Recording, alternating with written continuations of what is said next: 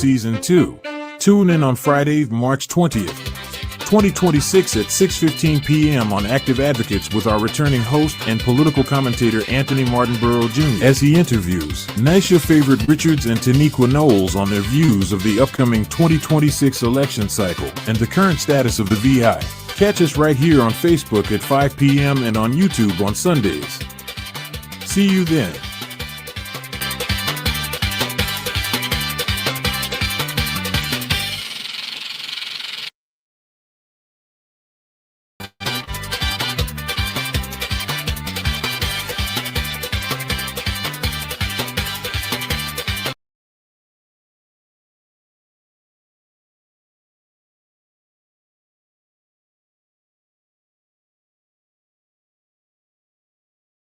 Unmute myself. Welcome back to VI in We. I am your host and political commentator, Anthony Martinborough Jr. It has been a very, very, very, very long time. It has been a while since I've been in this seat, and I'm still a little bit nervous since it's been such a while, but I'm glad to be back. I think it's important that that this show is back because we have the whole election cycle that's happening, and we all know that it's gonna spike up. It's gonna spike up in the next couple of weeks, days, and we all know that this election cycle is gonna be one of the most consequential in Virgin Islands history. Period. I remember um when I was doing this show for the first time in 2024, I said it then, and I'm now saying it again, that this election will be the most consequential. We have recovery projects that need to be completed. We have money that needs to be spent. We have things that we need to address in the territory. So I've always said that this election is going to really determine where we want to move forward. And this is the time where we're going to get to choose a new person, or choose a veteran, or choose a new person to serve us in the Virgin Islands in whatever position we choose to put them in. As we know, our current governor, Albert Bryan Jr., is leaving the governorship, and we will be having a new governor. I want people to be optimistic about where the Virgin Islands is moving and how it's moving and why it's moving. I think it's important because if we don't play a role in how the Virgin Islands is going to move, I think it's going to cost us. It's going to cost us stress in the end. I think we're going to be playing this game of, oh, we shoulda, coulda, instead of playing the game of educating ourselves and making the decisions that need to be made. This show is not just about,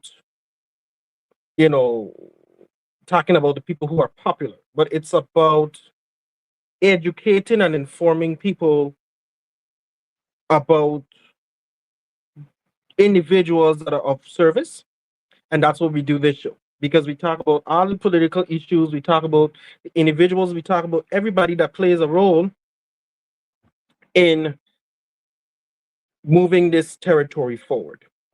And I think that is the approach that we have to take in choosing the individuals we want to represent us. And so, as an individual that is deeply involved in politics, love politics, I love the what's the word? The drive of politics. It's something that I adore. However, what I don't like is people to try to misuse or abuse the people of the Virgin Islands and think that they don't have common sense. I don't like that. That I have a problem with that. And so that's why this platform is here. This platform is here so that we can educate people on who to choose to serve in these respective positions and to be aware of what's happening in the territory. You know, a lot of times people live in the Virgin Islands but don't even know what's happening in the Virgin Islands. They don't even know what's happening in St. Thomas. They don't even know what's happening in St. John, much less in Croy. And so it's important for us to be engaged, especially us as young people. It's important. It's important that we engage because they count on us not voting. They count on us not being engaged. They count on us not being involved. That's what they do. And we have to break that. And hopefully with this 2026 election, knowing that the fact it's a gubernatorial election, we can really break this lack of urgency to vote, and we can really get in there and actually make the decisions for ourselves of how we want the Virgin Islands to be. If other people vote for us, they're not voting for what we want. They're voting for what they think the Virgin Islands should be. And so we have to look in ourselves and say, what are we going to allow for the next 4 years in terms of the whoever is going to be the next governor? We have to look at ourselves and say, what are we going to accept in the 37th legislature? What are we going to accept for the next delegate to Congress? What are we going to accept for the next set of members on the Virgin Islands Board of Education, or the Virgin Islands Board of Elections? We have that power, and we have to use it wisely. Because if we don't, then we end up finding ourselves in a position where we are not making the best decisions to sustain this territory. Everybody's not made to be a politician, but some people are made to be public servants. And that's what we have to distinguish. We have to look at the candidates and see who are the public servants versus the politicians. That's what we have to do. Because serving in office is about giving back to the people of the Virgin Islands. That's what it's about. It's about moving the Virgin Islands, and it's about progressing and making a place where people want to live. And we have to really dive back into that. And that's why we have to count on these officials today that are signing up to represent us to make the best decisions moving forward for this territory. And so with that being said, during the last season and the first season of this wonderful show, VIN Week, we interviewed the following guests. Now board member Cleopatra Peter for the Virgin Islands Board of Elections. We interviewed now delegate to the 6th Constitutional Convention, Rudell Hodge. We also interviewed now delegate to the 6th Constitutional Convention, Imani Daniel. We also interviewed Senator Alma Francis Heiliger. We also interviewed former Senator Nellie O'Reilly. And so we had a great slate. We also interviewed former candidate for delegate to Congress, Ida Smith. And we also interviewed the Collective Collaboration founder and political activist, Karen Dickinson. And so we had a robust group of individuals on the first season. But it's time that I take it up a notch.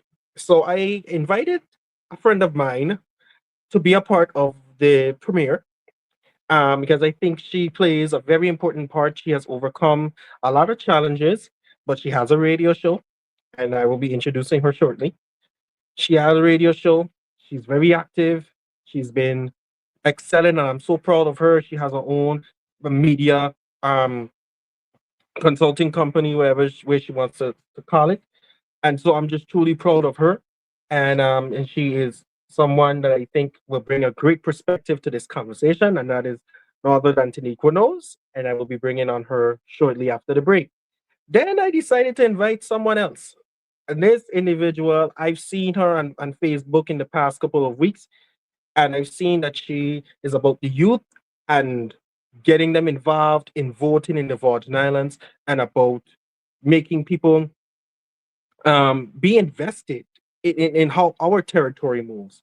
And that's Miss Richards. And I can't wait to talk to both of them and for us to have a conversation about the current status of the territory where things are moving or not moving, and who's running for office, who has declared the intention to run for office, and for us to really have a conversation about how the scope or how the landscape of the Virgin Islands is going to look in the next couple of months, weeks, months, years, and it's up to us to determine that.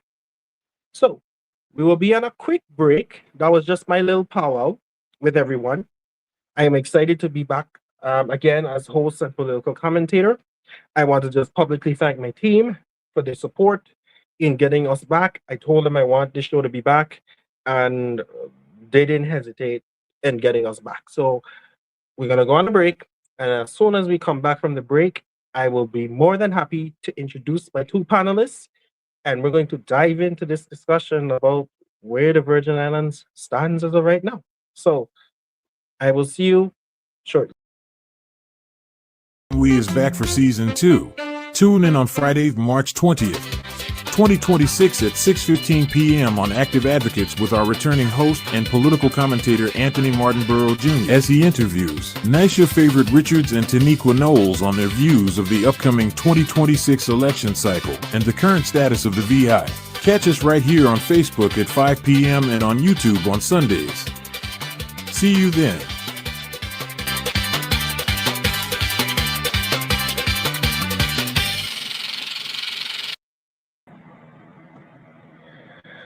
All right. And we are back. And so now I'm excited to introduce the two panelists that will be joining us. And so, first one is Miss Taniqua Knowles. She is a radio show host. She is a political activist in terms of people getting involved and doing their work to vote and choose the right individuals that are seeking to represent us in the territory. She has, I actually know her personally for years. She served as the assistant executive director of my nonprofit, and the children always were drawn onto her. She was a great role model. Of course, with everything, everybody makes faces challenges, but she's always persevered beyond the challenges that she encounters. So, with that being said, I am pleased to bring her on board for this conversation, and I look forward to her robust perspective in relation to this conversation. Taniqua, how are you? Good night. I'm good. I'm good. I'm good. Thank Good, you. good. Thank you so much. Before we begin, I go Yeah. always tell you, I'm very proud of you. I'm glad that you got back into this because this conversation is definitely needed.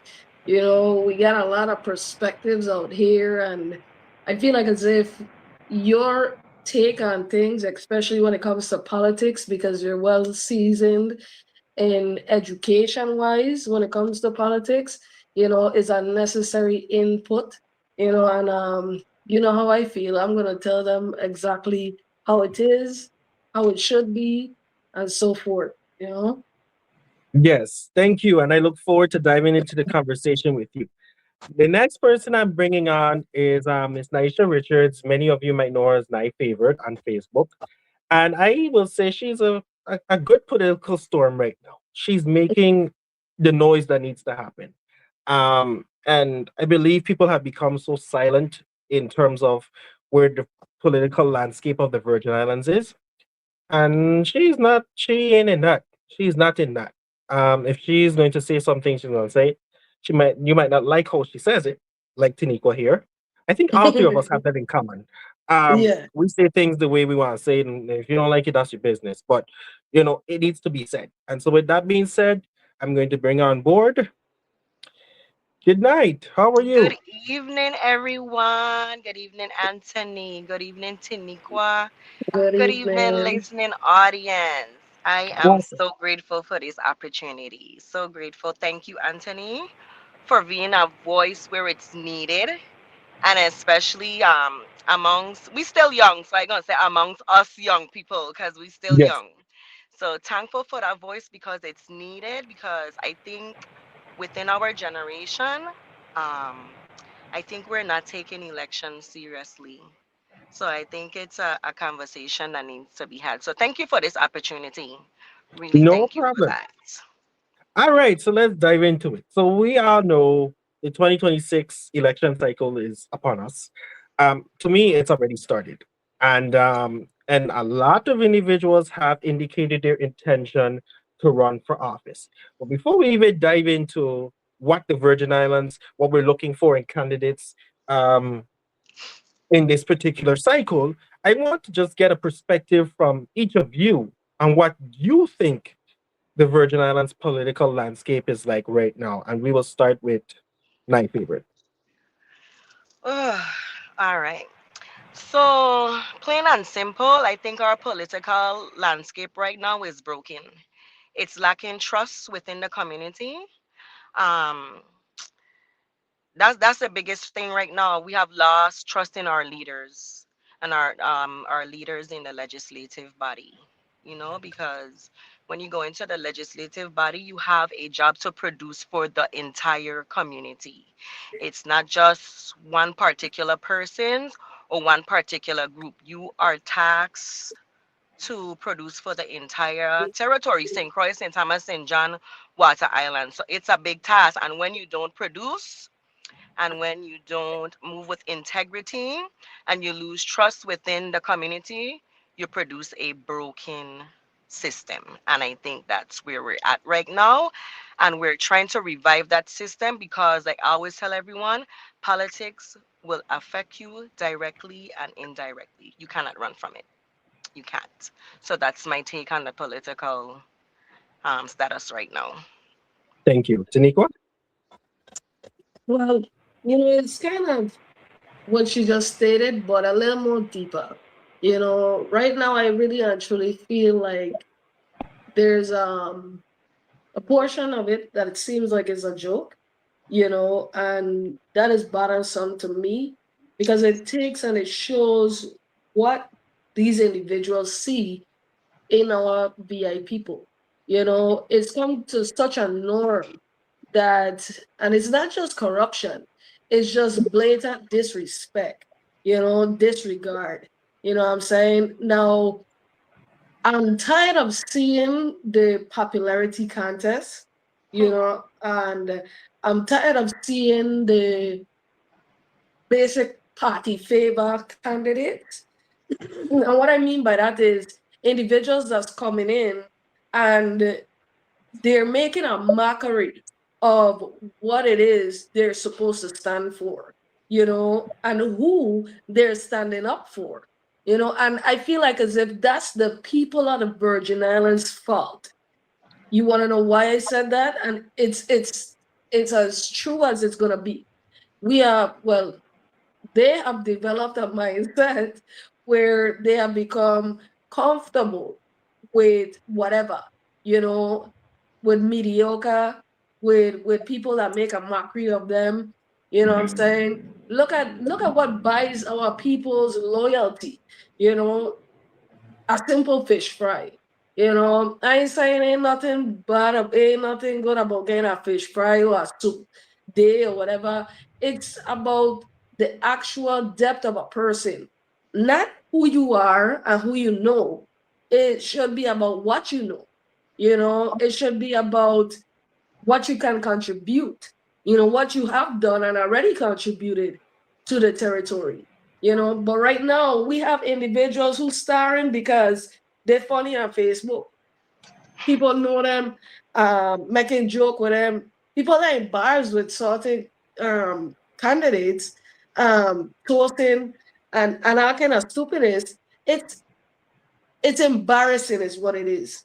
Honestly, point blank, point period, it's embarrassing is what I see. And I can say that I'm going to be honest with you, from being able to see from a different perspective when it comes to our current leaders. I have to say, I at one point I was upset because I wasn't fully understanding. I wasn't fully aware. I wasn't fully in the mix. But after getting to see a deeper look from the position that I'm in right now, I gotta say that our leaders in regards to senators are stepping up their game because they want that seat, they want to stay there, and even though they've been slacking before, and they're still slacking in regards to holding people accountable, because while you having a hearing and allowing individuals to tell you, oh, me bring this document, I'm gonna get back to you. You should let them know a day before or whenever, make sure you have this, and this, and this, because you're getting asked all of this. You understand me? And when they don't have it, hold them accountable. But as far as I've been watching from going in person to certain hearings and watching it lightly over the internet and stuff like that, they have been asking the hard questions, and in regards to the people, I've been seeing several of them stepping up. And I gotta give it up to Senator Heiliger. She's always for the people. I've always admired her for that. That's why I had her on my show at one point, because I love the fact that she is, like you said, not a politician, but a public servant, and that gives that feel, that shows the difference between it. That shows somebody who's not in there for their own agenda, but the agenda of the people, and I have so many other listings of senators that I give kudos to. And I said it earlier on my radio show, like, even though we wanted to do a full new sweep, it's going to be hard to do so. And then have individuals come in that are not even aware or prepared to sit in those positions, So we got to be mindful of that. And we got to be mindful of who is running right now and what are their reasons for running. Are Yeah. you running to actually make a change, or is it just to be famous for a minute? You know what I'm saying? And then let's be real.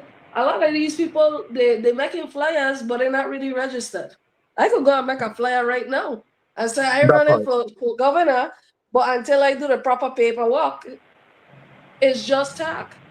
That part. That part. Yes. All right. So I feel you on that, and I'm gonna just say, I do appreciate we have some new individuals running, and we're gonna dive into those names in just a minute. However, I want to make it publicly clear to everyone, and don't debate me. This is facts. All the people who have all the people who have stated that they're running for office right now, none of them are official candidates. None. Absolutely All of them are correct. aspirants. Every single one of them is an aspirant. They become an official candidate in May once the election system has approved their paperwork and say that they meet the criteria to run for whichever office they're planning to run for.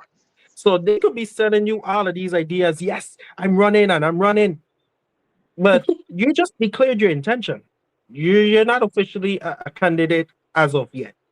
So I want people to understand that, because this show is not only about us just talking about politics, but I'm going to educate you on what I know in relation to elections and how it goes in the territory.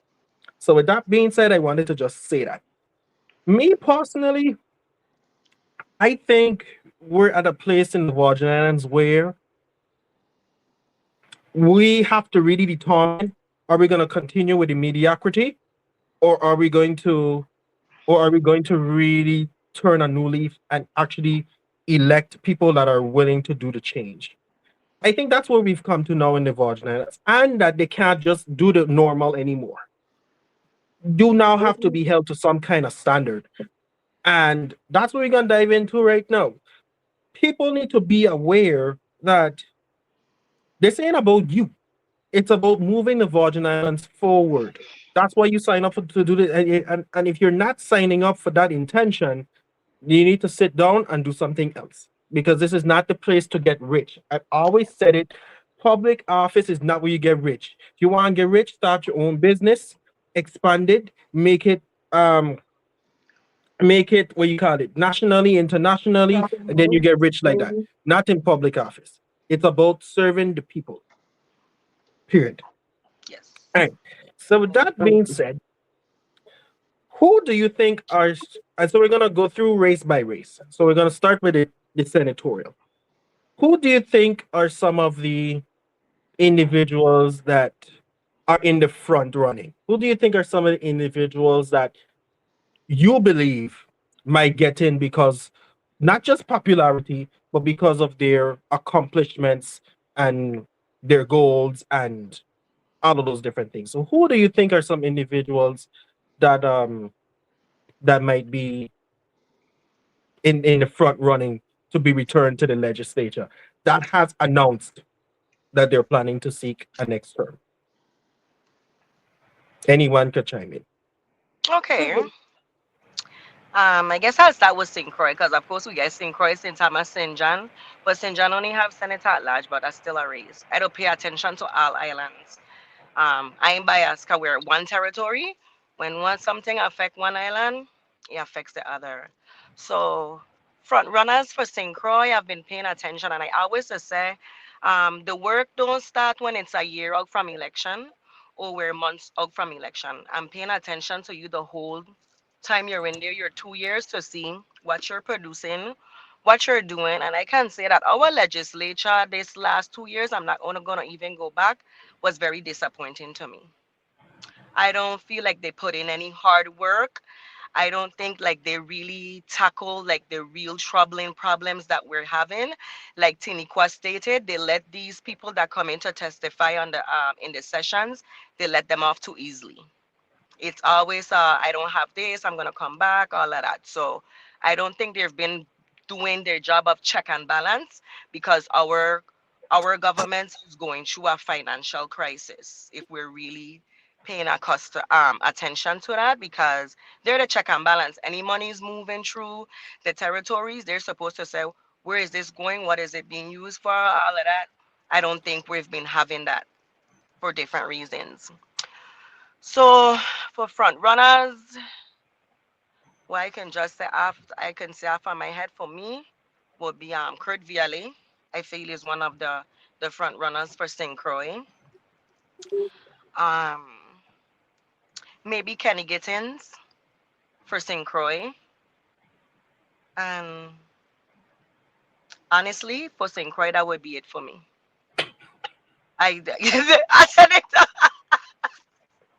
I'm telling you, like honestly, like I'm telling you, like, and I'm saying I'm only doing 2 years. We have Hmm. some of these people who are consecutive 2, 4, 6, 8, 10, 12, 14, Yes, yes. and we can look around and see.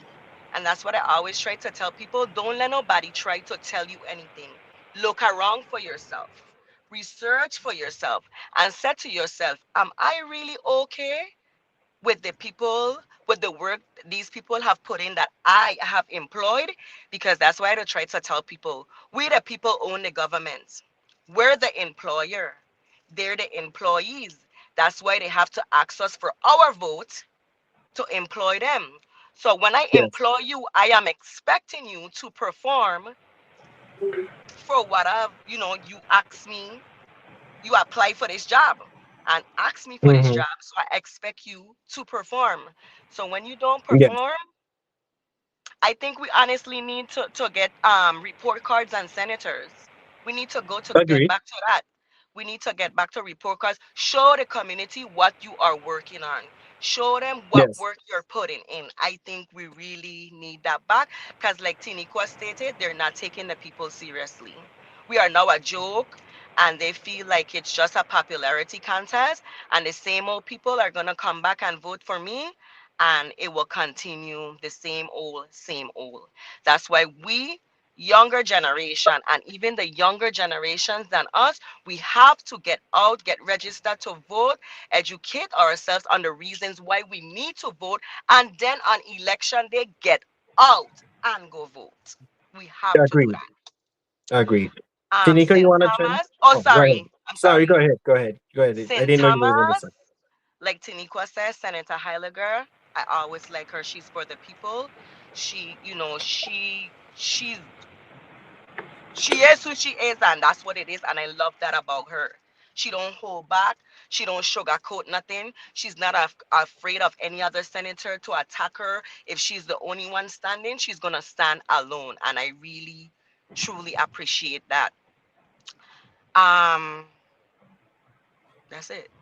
All right. Uh, and um, senator at Tini- large, um, no. So that's it for me. Oh, noted. Tiniqua? Well, I have a few in mind. Like I said, I've actually been doing my research. As a part of my new company that I have is actually going into depth when it comes to legislations and the work being done. You know, uh, Mm-hmm. and I have to go into, like she said, that report card. I was doing my own report cards, and I'm gonna be real with you. For the St. Croix district, I honestly feel as um, if Mr. Francis wasn't running for lieutenant governor, he would have definitely be a high candidate, to get back his seat. But unfortunately, he wants other positions. And Kenny Gittins is really amazing when it comes to standing up for the people. You know, also, I'm not sure if Mr. VLA is going to be running for Senate again, but I have a foot in, a foot out because, I love his stance, but then some days it's like, what going on with you? So I feel like as if due to his rep sheet and due to his long standing, and I like the fact that he's actually neutral in his position. If he feels some type of way, like how we don't say, he gonna stand on that. And I'm grateful for the fact that he has that genuinity about himself. So he would be another one for the St. Croix district. And I honestly got to give Mr. Frederick his flowers because from my research, he's doing a lot for the people within the private sector, making sure and ensuring that they are noticed and that they're getting the opportunities that they need. And also, based on what I see, he's looking into some really deep laws when it comes to WAPA and ensuring that they keep accountability, because there are certain laws that's going through that they're trying to push through to change. And, I love the fact that he's standing firm. And something I learned from being around the legislature is it's a body. You can't be a one person when it's 15. It takes at least 6 or 7 to get you to grab and hold something. So it's hard to be a lone fighter, if you understand where I'm coming from. And in regards to Miss Heiliger, you know, even though she's one of the strongest one finger persons ever, she could grab something with one finger, meaning that even though she might stand alone, she does stand alone strong. And I love that. And I feel like the people at the Virgin Islands love and appreciate her just because, like I said, she is a public servant, and another one for the St. Thomas district would be Mr. Potter. I like his stance and based on I feel like I do better with the questioning and the accountability stance, but as far as where they stand in certain laws, I really love that.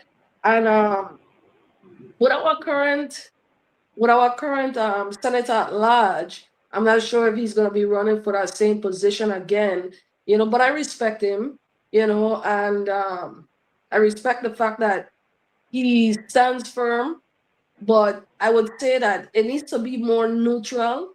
What I mean by that is like in that position, it needs to be like you have to have a strong backbone if you understand where I'm coming from, and you Yes. can't allow yourself to be swayed or whatever. And I see that he does that, and being that he's so young, I accommodate him for that.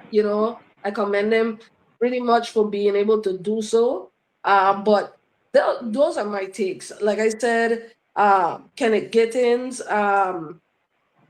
Mr. VLA, if he's going back, Mr. Fredericks, and St. Thomas, Ms. Heiliger, and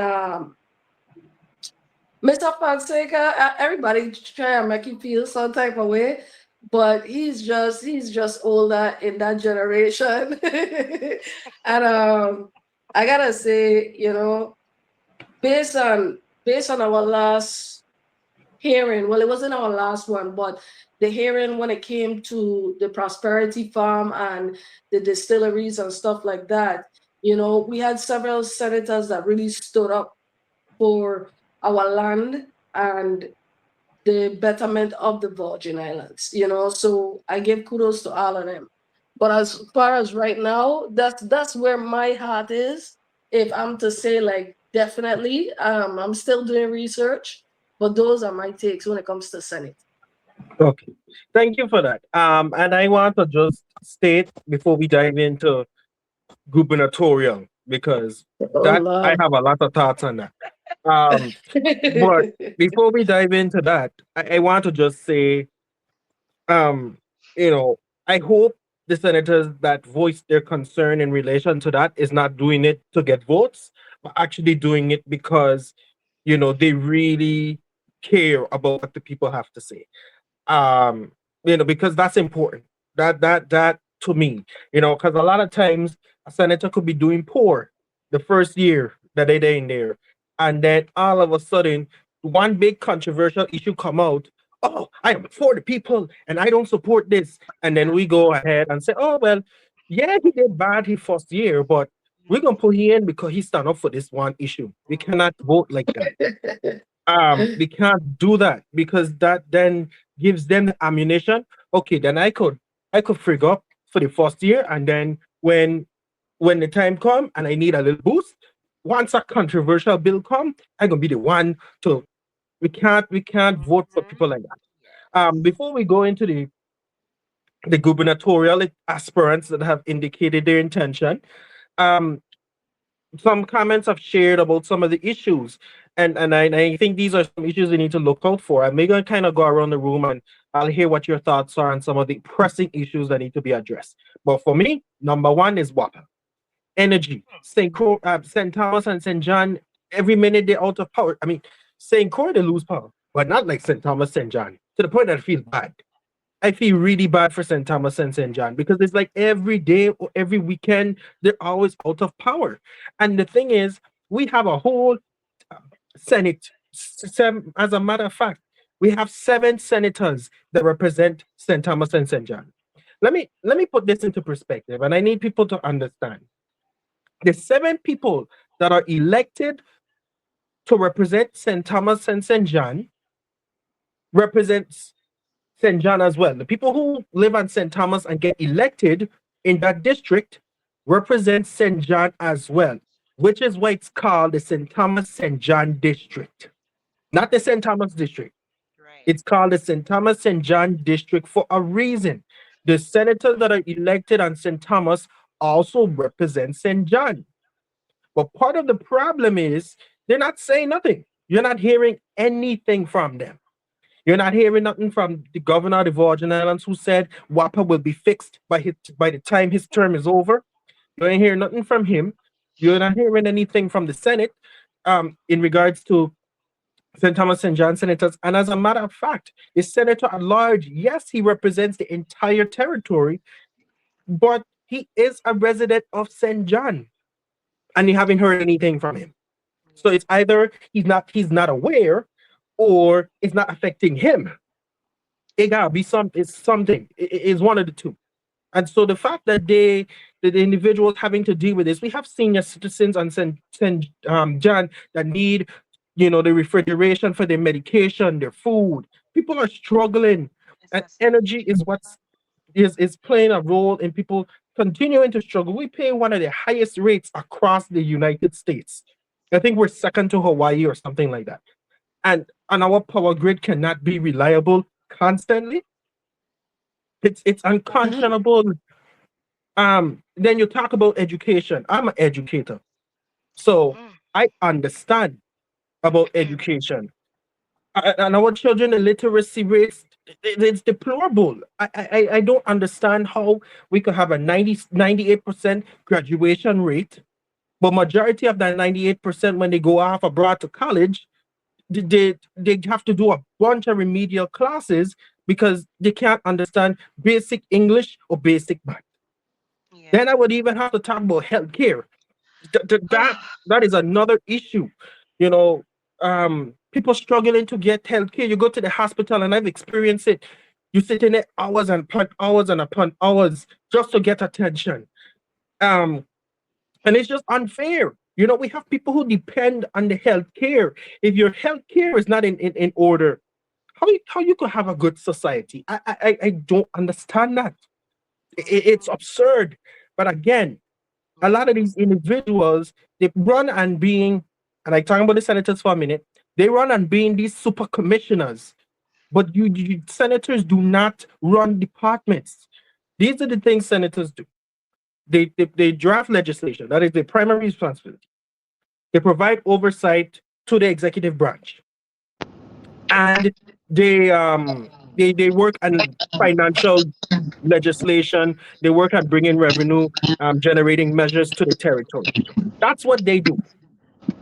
Um, the executive branch, which is the governor and lieutenant governor, they are tasked with executing and delivering for the people. They're the ones that are supposed to be working to fix healthcare, working to fix education. And I just don't see the urgency in these issues, especially the healthcare and energy. Education, yes, it could be fixed. However, I would say healthcare and energy is the number one and two for me. We have to fix those because it's going to affect everything else, in my opinion. So Yes. either one of you could start with which other issues you have at the top of your list, and then we're gonna dive into these gubernatorial aspects. Um, you hit all the nails on the head from starting with WAPA. I dug a little bit about WAPA, and WAPA is operating in a deficit. How Sure will is. you ever get ahead if you're operating in a deficit? They got federal monies that they can use for infrastructure. So, like you stated about the grid and stuff, I don't understand what's the problem with the grid, what's going on. I don't understand with the generator. The whole, like you said, the whole entire entity, I honestly feel needs to be scrapped and we need to come anew because the people cannot continue to bear the burden. It's Yes. unfair. And then we have things of people hacking WAPA and taking millions, and then we never hear about if those monies were ever, recollected or ever retrieved. Like we cannot operate like that. Like it's just I feel like WAPA is like a black hole just swallowing up the territory. And Hmm. I honestly I will be honest, I don't think any one politician is going to be able to fix WAPA. So they need to stop running and they saying, I'm going to fix WAPA, I'm going to fix WAPA. Stop lying to the people. That's another thing. We need to be transparent and be real with the people and be like, listen, as much as I would love to fix WAPA, unfortunately, I am not going to be able to fix that in my term or just fix that out the blue. Stop telling the people that because people are going to hang on to them words. When you gain them type of bills and you going through power outages and dirty water that's looking like orange and stuff like that, they holding on to okay, this senator tell me they're gonna fix WAPA.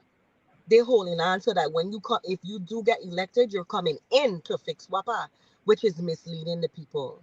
So that's what I was saying on WAPA. Our education system, I have no words. I am a product of the public school system from kindergarten to high school. I've had families who were educators. I now work in education up here in Georgia, and I see the stark difference. And we are so small of a territory and receive so much money for education. I feel like we should be much further ahead. We are not producing in these commissioners and superintendent positions and stuff. And when we don't produce, the only people that suffer are the youths and the educators and the administration and the schools. From the environment, everybody keep talking. When we were seeing the children them striking, I think it was a couple years ago, the children were striking because of the conditions of the school. Your environment matters, because even we have as adults, if we show up to a building and we see that outside of it, we're gonna be like, who the hell going to walk in there? I ain't saying nothing in there. I don't want to be in there. So I don't understand why we just want to subject the children or the youth to them conditions and feel like they don't have feelings. They do. They Hmm. do. They go through Sure do. mental stuff just like us. So Yes. I don't know what is going to. I'm glad that the new school is being built, but we have too many old schools that can also be refurbished, because our structures home in the Virgin Islands are built strong. So we can Mhm. refurbish them and get these schools back open instead of trying to take all our children and force them basically into one school.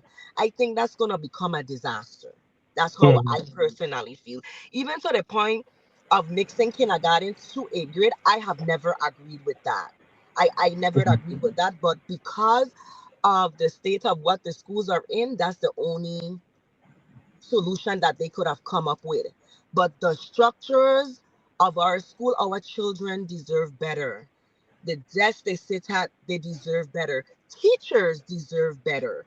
Like, y'all deserve more help. You shouldn't have to be taking your monies to buy supplies. We can draw down monies. Let the federal Mhm. come up with a plan. Show the federal this is where you're gonna take these monies to go buy supplies. From vendors that I can supply my teachers what they need so they can educate the youth. So Mhm. we have to go. The solutions are there, but I always tell people your intentions. When we go into these positions, what are our intentions? When we take these positions, what are our intentions? What are our plans? Do we really say we're going to do this? Do you guys remember, like I said, when the schools were on strike and they had a 30, 60, 90-day plan? Whatever happened to that plan? Did anybody check back and come back and give to the community and say, we're finished this in 30 days, 60 days, 90 days? We know not, because we still know the conditions are in schools, but our children and our youth persevere so much. Like, I don't have to be so proud of them. And like you said, like the literacy rates, like your environment matters. Like when they show up to that environment, they don't want to be there. They don't want to be around. You have to create a inviting, loving, vibrant environment for them. So that's for education right there. And I hope we really turn it around, because our education used to be top notch. I'm telling you, like, Agreed. we were top notch. So we need to get back to that. In regards to healthcare, oh, health is wealth. If we ain't get Yes. life, we can't do nothing. Sickness is for anybody. Sickness Yes. could happen to anyone. And not having solid healthcare, like nothing gonna be perfect, but not having the basic to serve the community, of not having supplies, or people are sitting and waiting forever. Like, we really have to do better. And what really hurts me, Anthony, is that we had the monies to do better. So when I don't hear people saying we ain't got no money to do this, we ain't got no money, we had the monies. Hurricanes were 2017. We are now in 2026. Can you imagine next year gonna be 10 years since them hurricanes? And can we look Mhm. around and say we have really made true progress in our territory? No. I can't say so. No. Absolutely not. Yeah, and another thing, that's another agency that's big for me, is Health and Human Services. Health and Human Services is a big umbrella within our community that provides a lot of resources, and they're not functioning as they should function. And when Health and Human Service do not function, we also have a community that's going to suffer, because we all need resources at some point. It don't always have to be monetary wise or so, but we all of us gonna need a resource at some point, and access to resources is too hard at home. It is too hard for the community. Like, our poverty level is insane. Like, just from the research, it's heartening. It'll bring tears to your eye, because it don't have to be like that. it doesn't have to be like that. So that's my take on those particular parts in our territory right now. Hey, Tinika, before you go, right, I want to just say this, and I keep telling people this, right? The Virgin Islands does not have a money problem. We have a money management problem. Facts. And Senator Gittin says the same exact thing, and I agree with him. We have a money management problem, not a money problem. Yeah. But I'm gonna let Tinika go and tell us her take. You know, I totally agree with that. You know, we don't have a money issue. Billions of dollars flow through the Virgin Islands on a regular basis. And I'm going to start off with the biggest elephant in the room, like our listening audience says, and that is WAPA. You know, first of all, we know WAPA has been an issue from since I've been a child, since my parents been children. You know, the issue with WAPA is several different issues to be exact. You know, is the fact that they have so much lenience, you know, lack of accountability. Secondly, there needs to be a qualified individual that is certified within electrician and all those different things to be running WAPA. You know, for individuals who have no clue about energy infrastructure or anything like that to be running that company, it's gonna stay in the same place. Secondly, I feel like as if the money that is being poured into WAPA, the millions and billions of dollars, should be used to renew some of the different products that they have, you know, within the different by the different sites, you know, new generators, you know, renewing and renovating and maintaining the equipment that they already have. You know what I'm saying? Look at the beautiful poles that we had. We had an issue with our poles either knocking down or breaking every minute or swaying to the side and it busting. It was always something. Now we get some strong poles, and like I said, I'm grateful for that. But let's go down to the sites. You understand me? Let's go deep in there and start changing out these things, because if we keep trying to run like that's like a senator said, that's like trying to run a car. You have a BMW, but everything inside the BMW, I think it's the governor's site and all, you know, but everything inside of it is old. You got old transmission, an old engine, you know, an old listen, all these things is old, and the car look pretty on the outside, but then everything inside that is supposed to run it and keep it running is just mashing up. When one thing fixed, the next thing mash up. So it needs to take time and an actual investment, not just money investment, but knowledge investment to know what it is they need to upgrade. You know, it is 2026. Come off it. It's too many things that needs to be replaced, you know, and we're gonna stay in the same positions. It's sad to see that St. John is so small and they can't be properly managed. You know, what's the issue? You know, and nobody is holding them accountable. Over 40 hours without power. Yesterday, St. Thomas was without power. From early in the morning, my mother said, until 3 o'clock in the morning. You know, that to me is, like I said, I wrote an article and I said it's inhumane. Nothing Sure. else. Inhumane. Over here, we have a water issue every minute, like the young lady said. Not just the orange water or the brown water. You remember the man that had the thing that people thinking is passion fruit and tambran, when that is the water coming out of the pipes. But then it's to the point now that we don't even have no water. You know, it is to be, and they don't send out no crisis, don't tell me, oh, be prepared because they ain't gonna have no water for this amount of time or that amount of time. And then when you call them WAPA, it's like, oh, your water there out? Oh, we didn't know. So where are the systems? Where are the upgraded grid systems to show them when a community is in crisis mode? Come off it. At that moment right there, upgrades. Restructure of their boards. You understand me? They need actual people who are educated in energy. You understand me? And also maintenance of these different equipments to be in those positions, not your cousin, your friend, or somebody that you say you gonna get them a job when they vote for you and they bring their whole family to vote for you. No, we need actual individuals in these places. That's WAPA. Let's think, because if I say that, I'm gonna stay forever. You know, in regards to, I'm being serious, in regards to our healthcare system, what healthcare system are you talking about?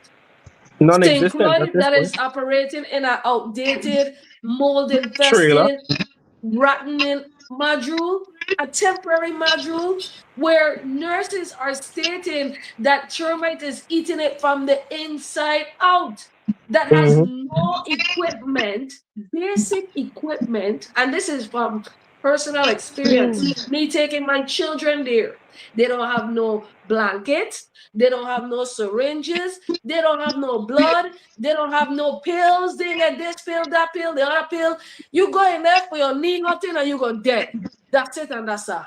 You know, and it's sad to say that when they go to ask for money, because I want everybody to hear and listen to this. And I wrote about this as well. When they go and ask for money, everybody's like, oh, why we gotta keep getting the hospital money? Well, let me tell you something. The hospital is the only establishment that cannot turn away anybody. Yeah. And Agreed. guess what? Yes. They're Legally. suffering because majority of our population is under MAP and Medicare. And we And they all can't know afford healthcare. they don't pay these bills in a timely manner. So guess what that means? Backed up bills, backed up bills, backed up bills, backed up bills. And then the hospital has to go into their personal funds and pay off and keep the place structured. Right now, I commend every single healthcare worker that is in there right now. They're working over time. You know, they're doing the thing. Look how many murders we have in the Virgin Islands. You understand me? Not just regular deaths. We have murders. There should be an actual trauma unit aside from the emergency room, seeing so high in our crime rate. But we can't even afford basic utensils, basic equipment. They have nurses that are going out and donating. Like you said, what if teachers doing it, you know, nurses are doing it too now?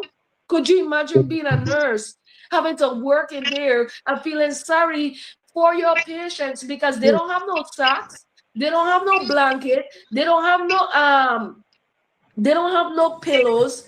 And let's talk about St. John. We don't like to talk about it, but they need an actual They need an actual hospital because it is ridiculous. I understand that I'm gonna say yeah, clinic and all of this, yeah, whatever, but they need a hospital so that they don't have to jump on a ferry, jump in an ambulance, and drive to the hospital. If it's a real emergency, you fall in your chest with a heart attack, you go dead by the time the ferry comes. And half of the time they gotta pay for it. Now they just bring about 7 or so new ambulances. You're bringing these new ambulances to take these patients where? To a facility that is unable to deal with the individuals that sit in 10 to 50. Anthony, you know it, and from personal experience. You know, individuals saying they've been there from 5 in the afternoon. Or not even that, some of them been there for 8. And then I always 7 o'clock and they ain't get seen yet. And until you open your mouth and start saying something that they get uncomfortable and fidgety and they want you out. And that's the problem with the people of the Virgin Islands. You take things too much, you allow it. So when you allow it, guess what? They're going to continue to do it.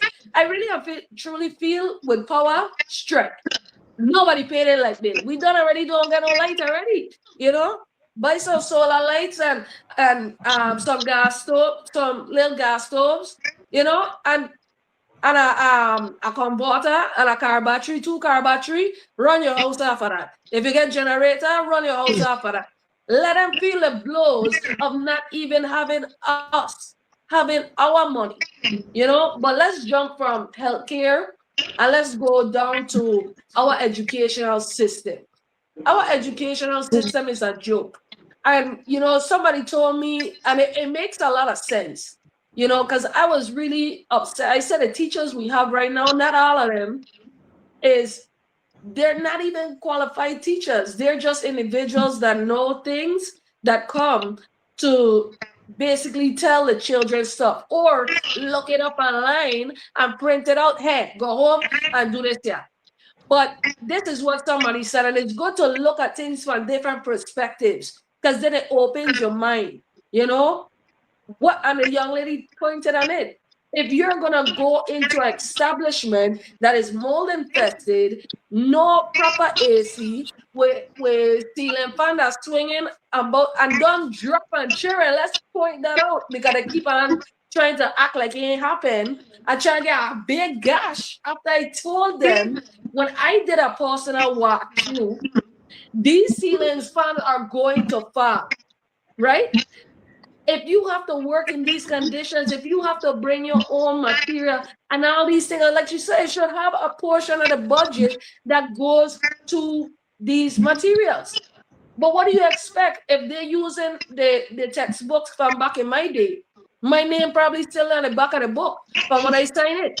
You know, we should just our curriculum system needs to be upgraded because obviously the current one is not working. Our children are graduating, like you said, with little to no education with English, math, anything, science, anything. They're just graduating so that they could say we have an 80% graduation rate. What did they learn? You know, what is the rate of the intelligence? What are the IQs of these children? And that's not to say that all of them are so, but there's some that get left in the majority because they don't have that push at home. You know, the school should be a place where they learn, they feel comfortable, welcomed, and it's so unfair. And once again, I'm gonna use it. I'm gonna say like it is really and truly. So I really don't like this. The fact that they built this one school, beautiful, amazing. But then I talk about it, we picking and choosing who's going to go here. And just like the young lady said, since when we don't do this mix of kindergarten to 8th grade? You know, we doing this mix and mingle, and we picking and choosing who goes to this school.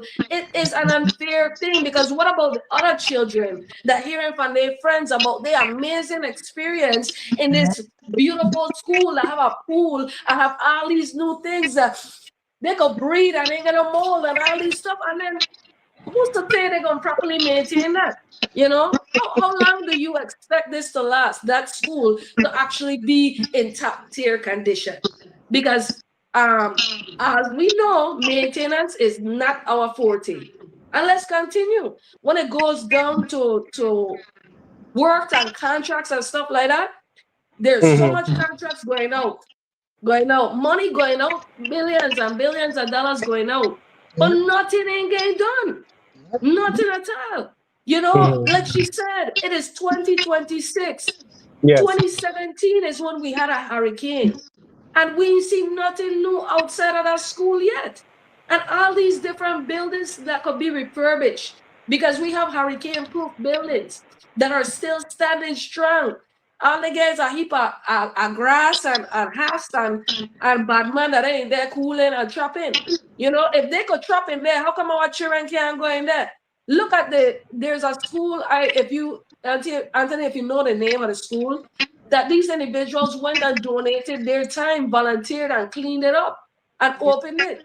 How is it that people could volunteer and donate their money?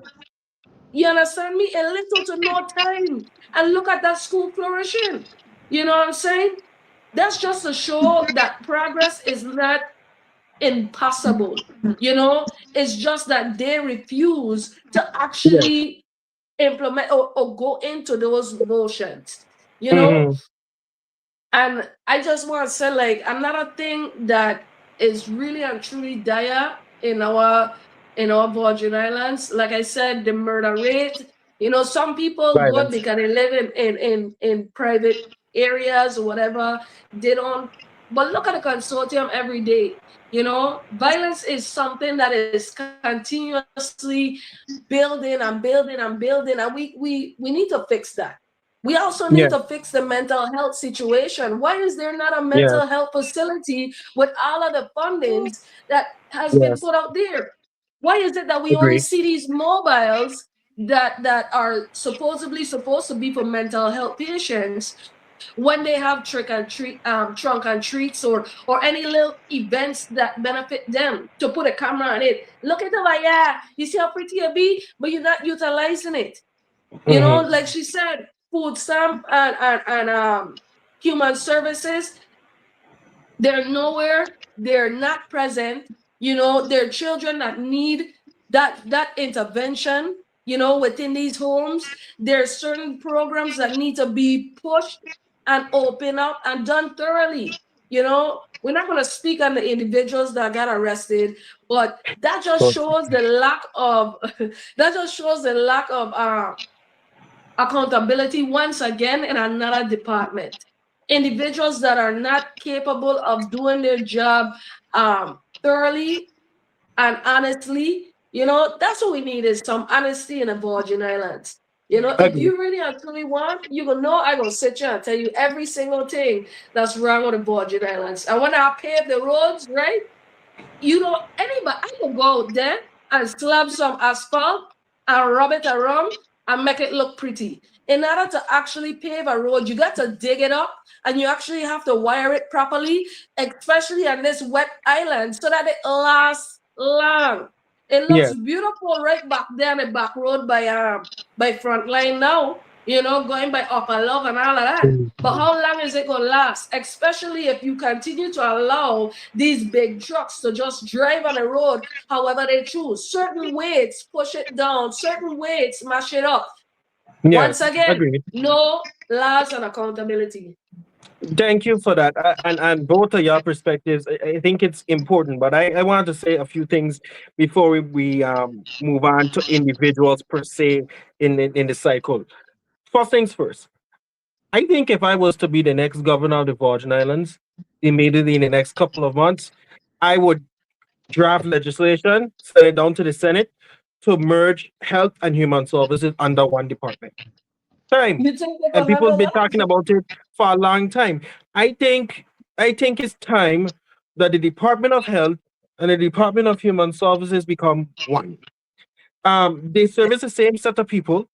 They have a lot of overlapping resources. And if you go to across many of the states, even the federal government, the department is Department of Health and Human Services. What the Virgin Islands we do a lot of time is we like to do things in isolation, and it's not even productive in isolation in the first place. So let's allocate the resources that we barely have and put it towards usage. So I would say health and human services need to be one entity. That's my opinion. Then you talked about roads. It's true. Our roads are deplorable. You know, they're fixing some roads then by there. But there's been research to show that you could use rubber from tires to fix roads. To the, and we talk about, oh, we have too much tires on St. Croix. Well, we need to just invest in the machinery used to deal with these tires and that we could use to fix these. I think the problem is that we don't know how to fix these things. It's just we choose not to. And we choose to just continue doing the same foolishness. And oh well, if I show a little bit of effort, they don't get my vote. As a matter of fact, the pool, that's the one thing so far I could see that was fixed. The pool, right? And I will give the administration credit. BMV has been improved. Yes. BMV is a totally new BMV. And I don't even think it's the administration. I think it's the person that the governor put in charge of BMV to get it up to where it needs to be. Director Barbara McIntosh. Kudos to you. I go to BMV within 30 minutes, I done. Awesome. So, you know, so it's about are you really interested in moving the Virgin Islands forward? But I want to go to the list of people who have expressed their intention to run for senator. We're gonna do senator first. These are the people. If your name ain't mentioned, please feel free to put in the comments. But that is a problem. If your name ain't mentioned to me by now, or we as a people don't know your name by now, you might as well just sit out. And I ain't saying you gotta be a new person who's been in office before. Even if you're new, your name should be out already. But I'm gonna just leave that for other day. So these are the individuals I know are running for Senate. Linda Nikki Brooks, Rudel Hodge Jr., Hadia Soor, she's running for Senator at large. Nice. Lisa J. Charles, Bese Gonzalez, he runs Positive Guidance, I know him personally. Dwight Mike Cartier, me see who else is on here. Elizabeth Hanson Watley, Senator at large. Angel Bokes, he's planning to run for re-election. Alvin M. Milligan. Clifford Joseph has expressed that he intends. Joel S. Brown Connors. Emmett Hansen. Eugene D. Farrell. Chanel Fina Francis. Nemi Jackson. Simba Allen, I guess that's his Facebook name. Let me see, two more individuals I see. Kashif General Country Hamilton. And the next person I see, which I think is just disrespect to the people of the Virgin Islands, and I'm gonna talk about that in a minute. Mark McClafferty. I know you see my eye roll, Anthony. Yeah, I know. I don't. And I can't forget this other lady. Her name is May Leader. That's the people I have seen that have indicated their intention to run for Senate. That's between St. Croix and Thomas and John. If your name hasn't been mentioned, then please feel free, like I said, to put it in the comments. I just don't know. But these are the individuals that have expressed publicly their intention to run for Senate. I'm gonna say this, right? If you're a convicted felon,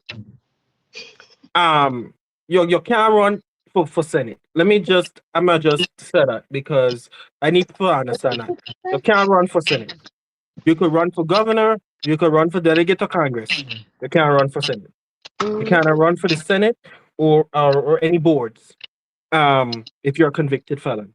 So I need the people of the Virgin Islands to understand that people could say they want to run for whatever they want. But this gentleman, I'm sorry, you have absolute nerve. You have the nerve. You're currently in court right now trying to deal with financial charges against you.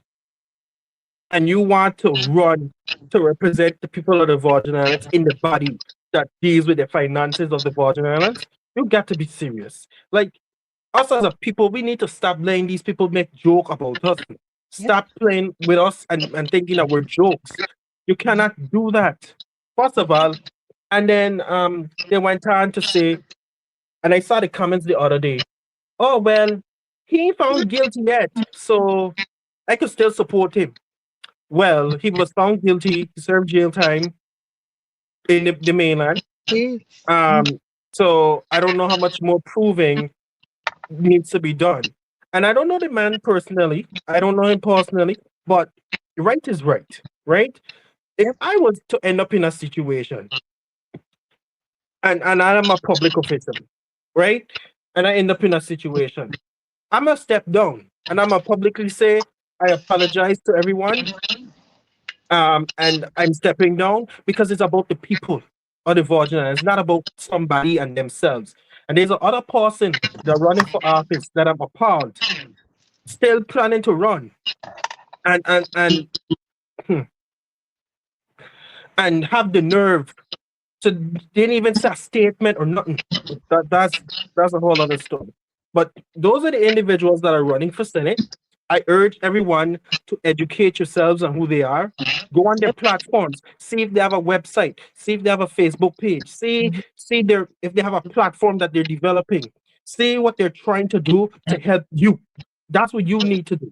You cannot just go pay some popularity and say, This is I'm supporting this person because I know the last name or I went school with them. You cannot vote like that. And the two panelists said it earlier, but it's true. You have to really know who you're voting for and be engaged. Hold them accountable at the election. You don't hold them just when you're electing them. You hold them after. And if they failed you the first time, why in the world you giving them a promotion or giving them an opportunity to fail you again? I don't understand that, right? So those are the individuals running for Senate. Now, the individuals running for delegate to Congress, based on what I know so far, Terry Helenice, Janelle K. Saru, Rashida Francis. Let me see who else on here. Delia Smith, and I think that's all I see on that list. Is who I've seen so far that has expressed interest in running for delegate to Congress. Oh, and Shelly Moorhead. I can't forget Shelly Moorhead. These individuals have expressed the interest. No, the delegate to Congress was held by current delegate Stacey Plaskett. Currently, we're going to be having a new delegate for the first time in after 10 years. What is one thing you expect the new whoever is elected, the new delegate? What is the one thing you're expecting them to do? One thing in particular. What is that one thing you're expecting them to do when they head to Washington? Shine the light on our territories more. I think we have lost that with our delegate to Congress. I think it's like so much things have been happening in our territories that is like a hush hush. Instead of we ringing the bell to Congress to the different departments that we can, because we take the federal money, we take the monies from Congress. Okay, let me just speak on the current delegate. I've seen people who support her say, "Oh well, she's got this money. She lobbied for this money. She got these funds. Where are the funds? Where were they used? What were they used for?" Because we're looking at wrong and we can't see that. And I always feel like if I'm a delegate to Congress and I'm in Congress, and I lobbying for this money, and I send monies down there, and you don't, I am following the money that I'm sending down there, number one, because I work hard to send them monies down there. So some people will say, "Oh well, she get the funds and she's not responsible to follow to see what they do with the funds." I feel like yes, you are. Mhm. Yeah, I that's my personal. If I'm the delegate, if I lobbied for those monies, I am following the monies that I lobbied for to make sure that you use them correctly. And if you Yes. ever make the mistake to think that you're not going to use the monies correctly, I am sorry to say I'm sitting next door to the feds. I will send the feds personally for you, because what I'm lobbying for and trying to do, no, you killing my work. That I work fast. It is not, you're not using the monies for what I lobbied for. So I think we need more spotlight on our territory. The delegate need to advocate for the territories more, and not, "Oh, I just collect monies and I send out the money and you do what you follow the money." And if they ain't doing what it's supposed to do with the money, ring the alarm. It's too much corruption in our territory every time you look around. So our delegate needs to advocate for us more. And when they do get monies from wherever and those monies are not used correctly, do not be afraid to have a backbone and open your mouth and say, "Listen, I'm the delegate for the Virgin Islands. I've been doing this, I've lobbies for this, but I don't, we need help down there. Something is not, it's not operating like I know it should operate." So that's what Yes. I'm expecting from the new delegate, to put more attention on us, be more intentional about us, the place that you're representing, be more intentional with that. That's what I expect from the new delegate. Tiniqua, one thing you expect from the new delegate? Well, That's a must. just proper communication in regards to making our stance with the United States sharper. You know, we suffer from a lot of laws and situations from the United States, but then we're blocked off from the actual action in regards to being able to vote for president. If we are part of the United States I feel like as if we should have that right to vote, you know. So like she said, proper advocacy, but in my sense, I feel advocacy in equality, you know, making sure that we have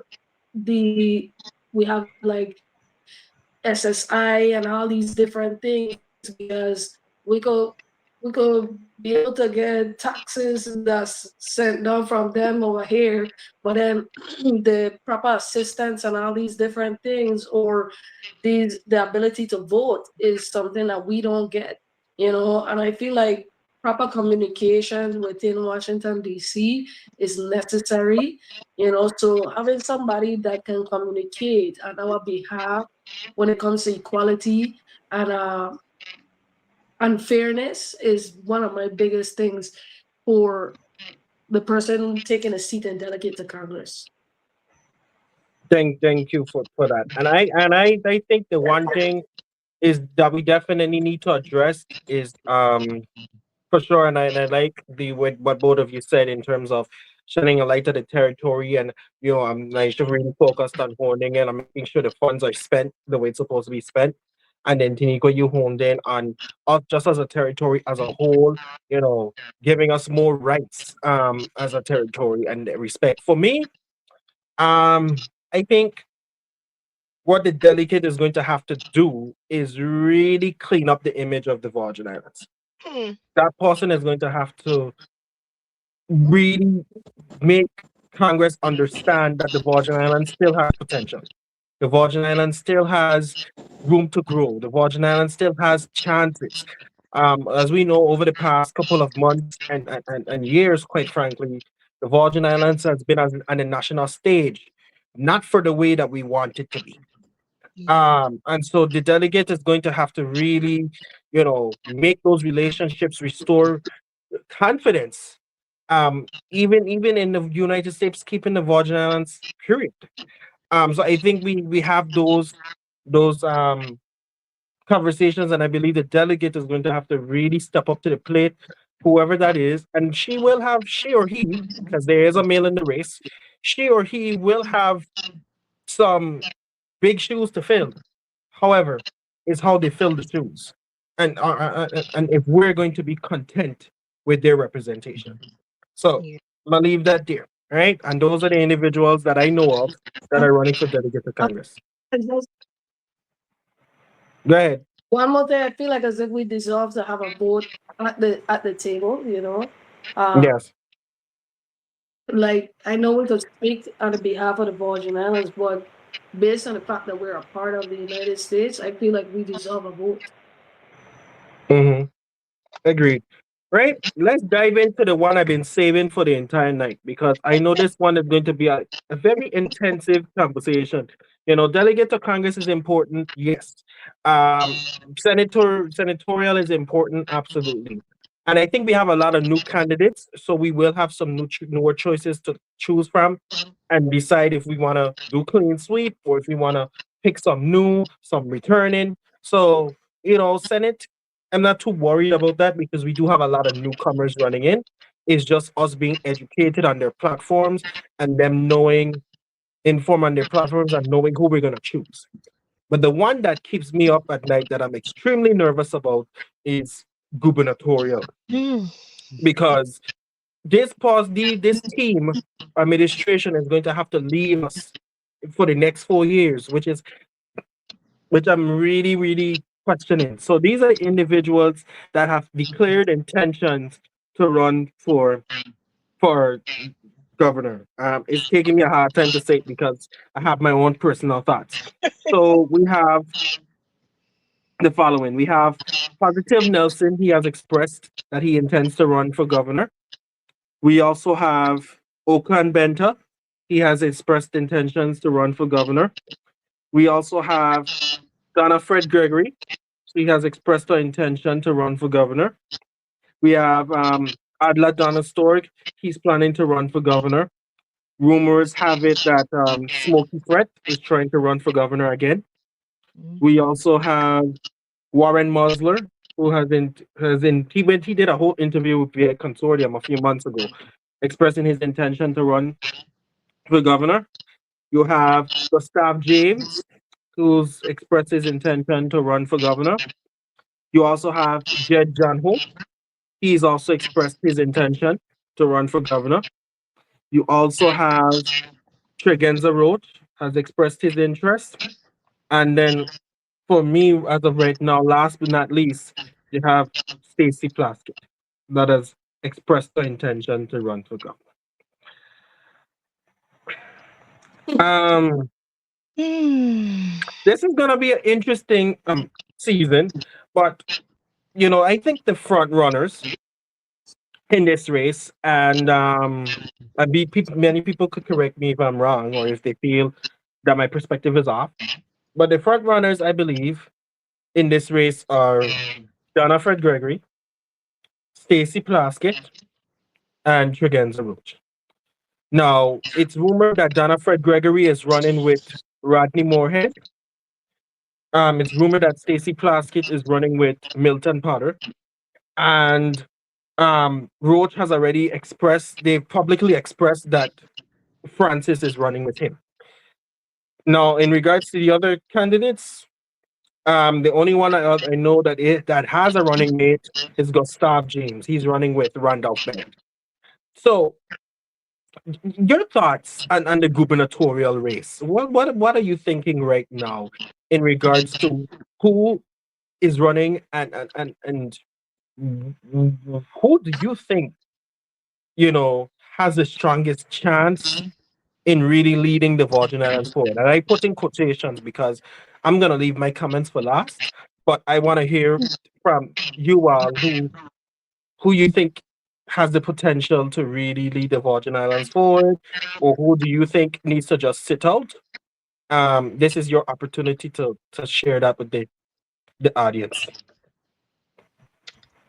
Our gubernatorial race right now, just plain blank, is a hot mess.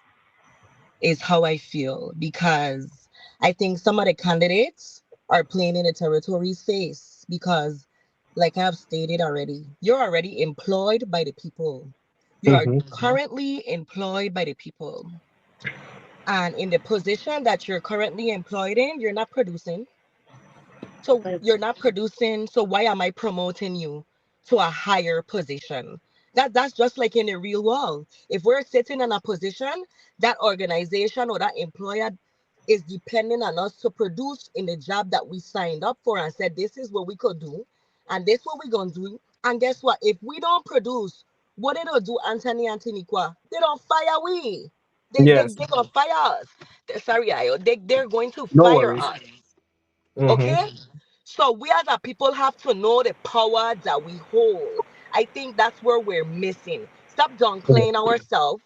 Stop making them make you feel like they're up here and you're down here. You're the boss. We the Mm-hmm. people are the boss Yes. and you're the employee. I have already 4, 6, 10, 12. How many years I've employed you and you have not Yes. produced from my business, which is the government, I am not promoting you. So that will go for Tregenza Roach. You have sat quietly for the last 8 years, like to me, feel like non-existent. We only see you pop out when there are events, parade. The lieutenant governor has they have a job to do in our territory. And one of the biggest complaints I've gotten from people when it come to the lieutenant governor office is insurance in the Virgin Islands.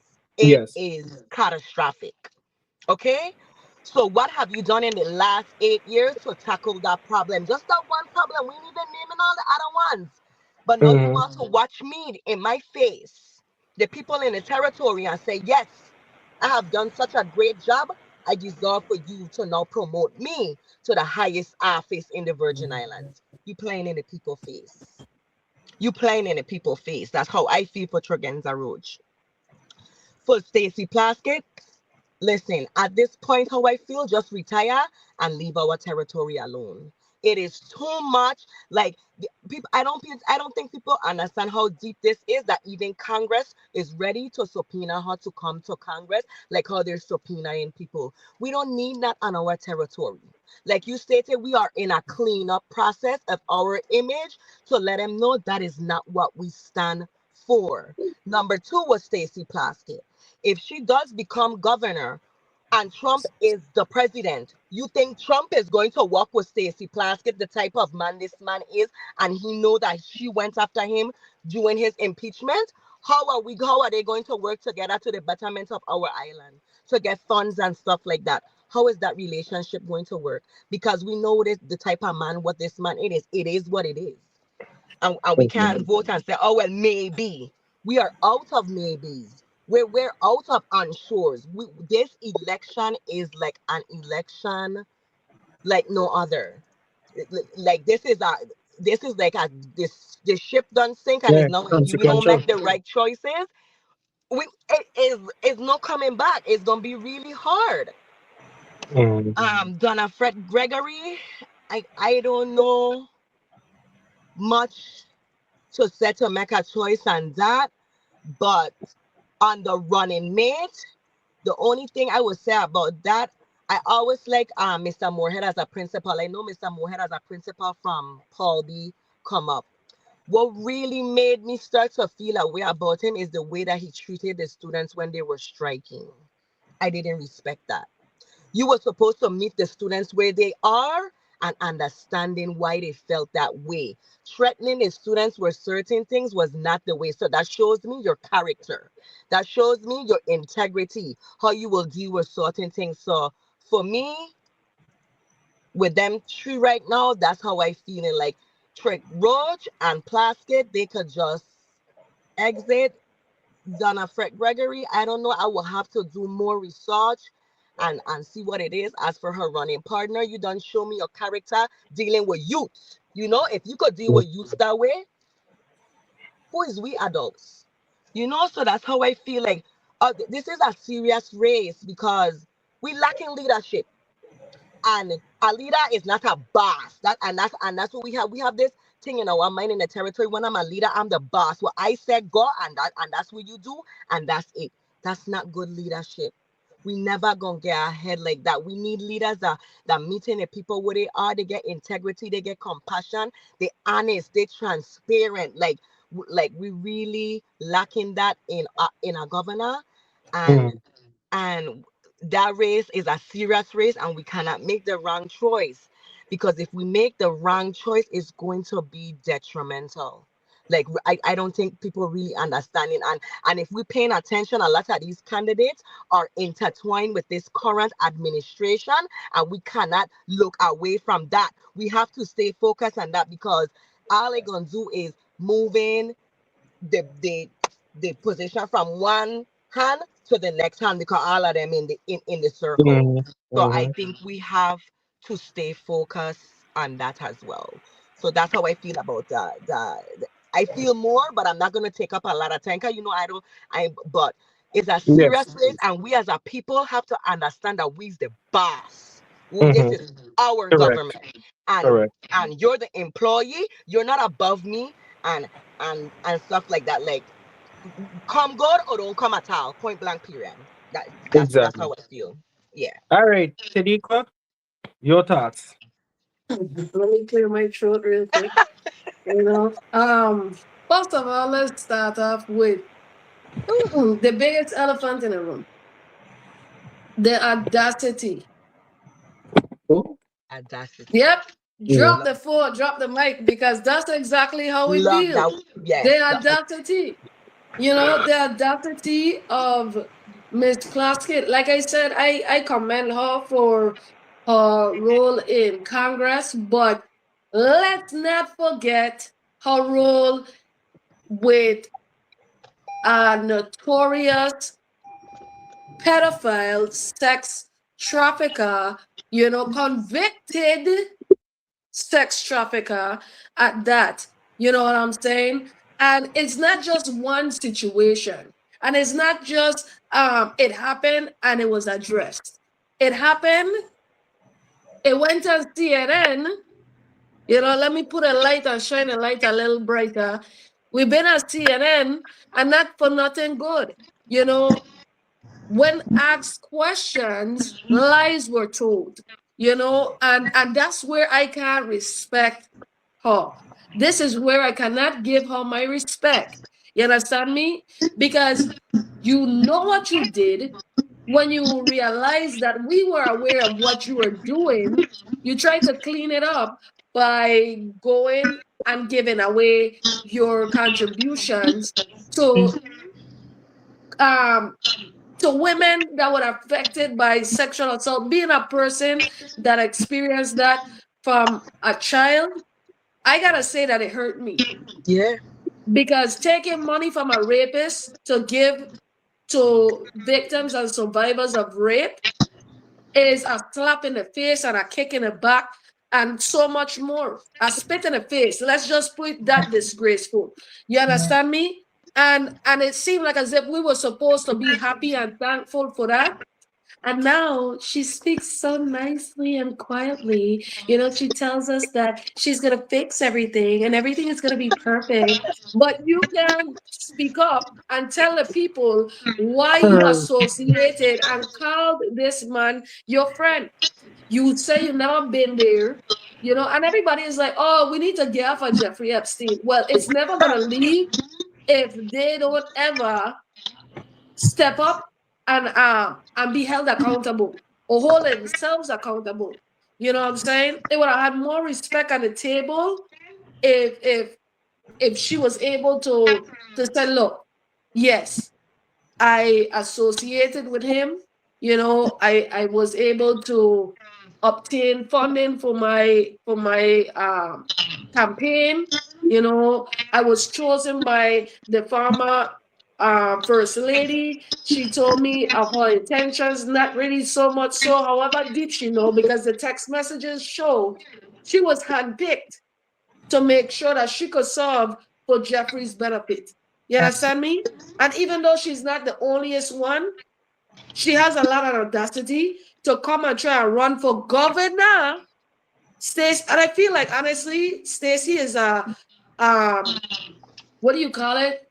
Like a distraction, basically. I don't feel like as if she actually wants to be governor. I feel like it's a distraction to pull votes so that the actual person that they want in office, like the young lady said, to continue agendas can actually win. As far as Donna Fred Gregory goes, like, sit up. Sit all the way down. I will give you my seat so you can come and sit down. Because what have you been?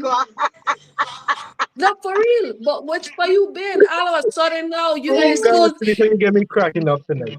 Oh my gosh, she in school, she volunteering, she's doing all of this, but have you been? Playing on the and should we say Dara or Carla by her name? These are things that are just all these stuff, and that too right there is another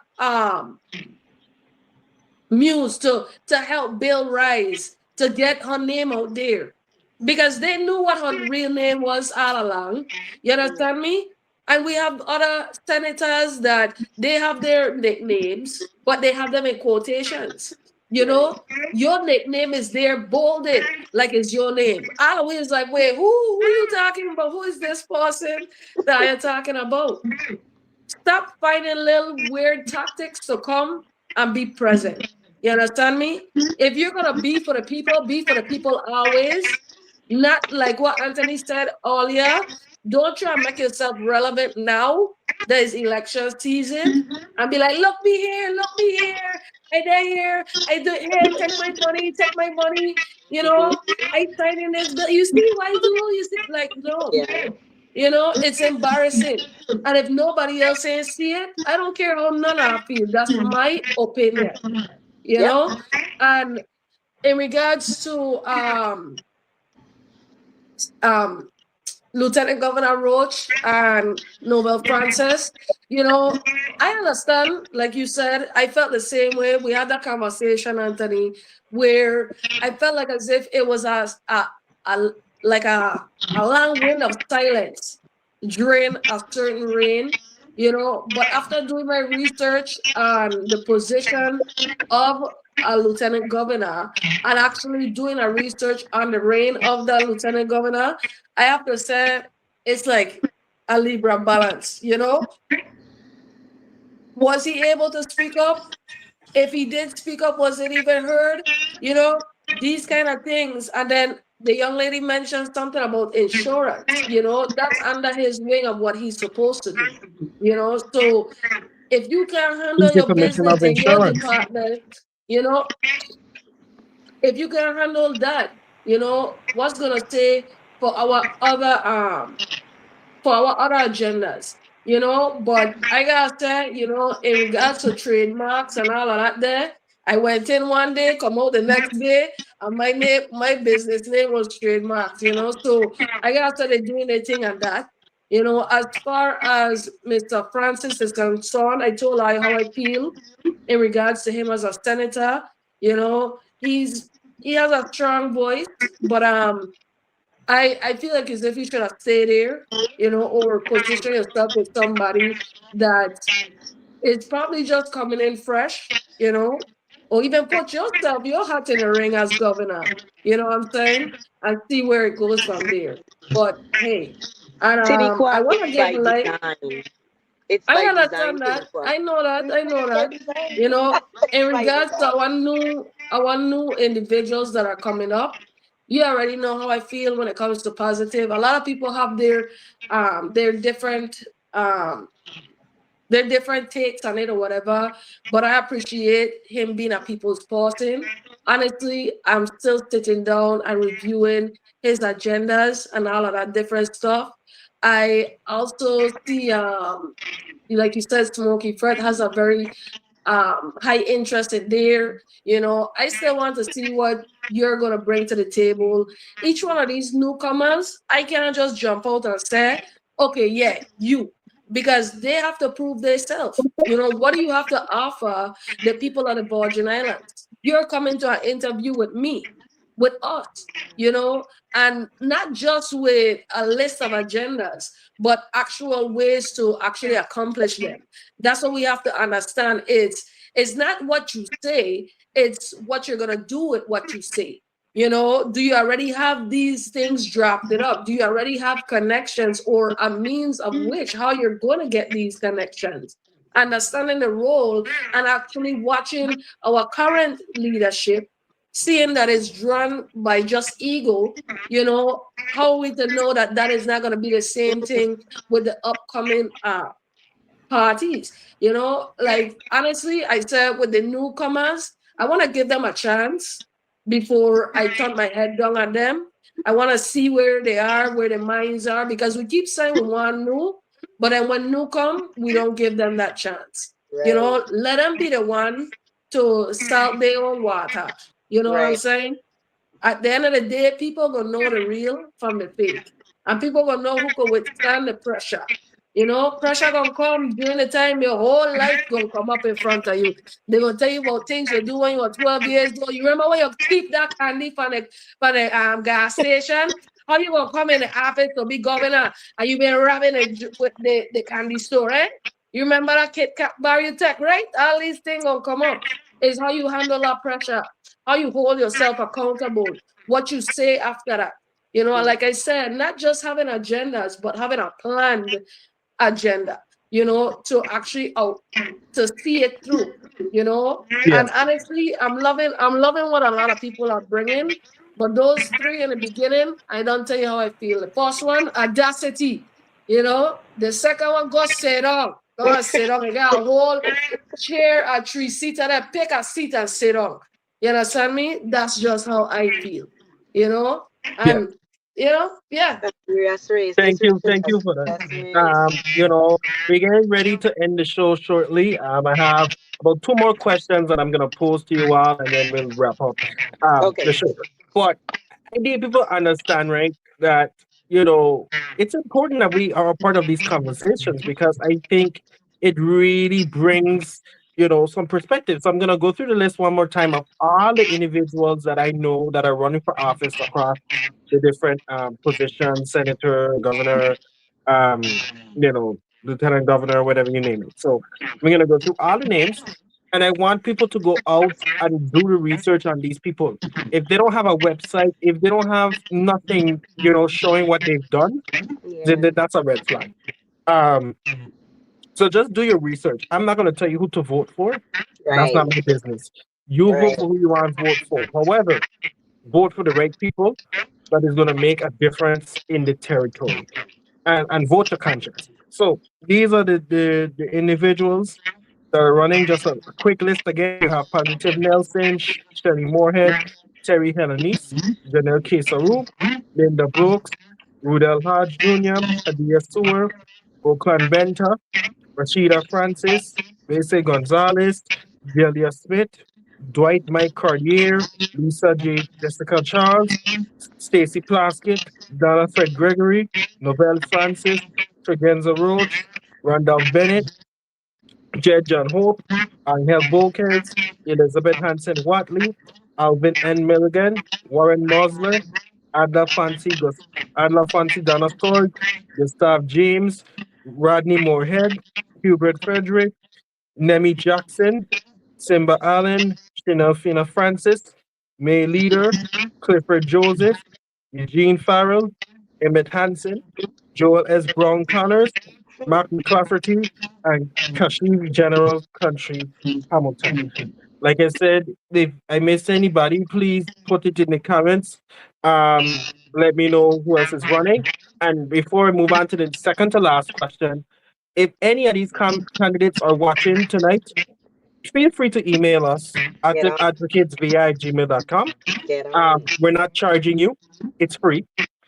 You can come on, and as long as you're able to answer the questions I ask you, um, you feel free to come on. I think it's an opportunity for you to be able to get your responses out to us. We are the people. We resolve to hear from you, and I don't really care to. I will begin charging when the season really spikes up. But if you want to come on now, feel free to come. Take advantage of the opportunity, because I think it's important us as media, and I can speak to that right now. The media in the Virgin Islands has become so toxic. It has become so toxic. Yeah. Everything is about pocket and gossip and running around with a title just to get attention, just to get likes, just to get views. It's become the sense of media has lost its integrity in the Virgin Islands, and that's why it has to take people like myself, people like other radio show hosts, to bring the real news, and not just things to get somebody's attention, but to actually bring people and bring facts. I'm not into the whole misinformation stuff. So we need real transparent people. There's several news sites in the Virgin Islands. Both of them start with Virgin Islands, by the way. And they one is gossip. They run on that, and the next one just put out blatant lies to the point where it ain't even a good. The page alone is not even good. They take your mugshot and put, this person look hungry, but they're going before the court, and all kind of foolishness. What happened? What happened to real news? What happened to that? Then you have the next one that they're posting a picture, and the comment section is so degrading. Even to the people of the Virgin Islands, sometimes they just do some stuff that I don't understand. And before I ask, like I said, my last question, second to last question, what happened yesterday with the immigration is just hurtful. That is really hurtful. Yes, if they come into the territory illegal, we understand that. However, they're human beings. You don't slam them on the ground and treat them like they're some piece of old crap. That is not how you deal with people. Because I know for a fact, if your child was in that situation, you would not want nobody to slam down your child and have the knees and the neck and all that foolishness. So I want to say that, and like that is unacceptable. So before I ask my last question, I'm gonna allow you all quickly to talk about that experience if you want to, and then we'll move on to our second to last question, and then we'll begin to wrap. Okay. That to me was really inhumane. But Anthony, I was just sent a more disturbing video of our school complex with a Oh yeah, I child just saw was, that video where the oh monitor my was God, I must dealing with say. the Yeah. student. Yeah, I What? just saw that. Yeah. But like you just said, I saw the video with, and that just shows that, things are getting more drastic in the territory. ICE is here, Yes. and look at how they acted in the States. They had no care for people's lives up there. Who's to say that that is not going to begin to happen here? Who's to say that children are not going to be targeted next? Because Hmm. these individuals, they have families, and it's going to trickle from them. We just saw Yes. men getting captured, but it's going to lead over to men, women, children, and that's there in the territory. We're not watching news from in the states anymore. Yeah. We're watching news from right here in Christiansted. You know, Hmm. so it's sad to see, and I wish that our leaders would address these things. And even put put ways for them to be able to get documented so that we don't have this issue. You know what I'm saying? It's so much mixed cultures here in the Virgin Islands.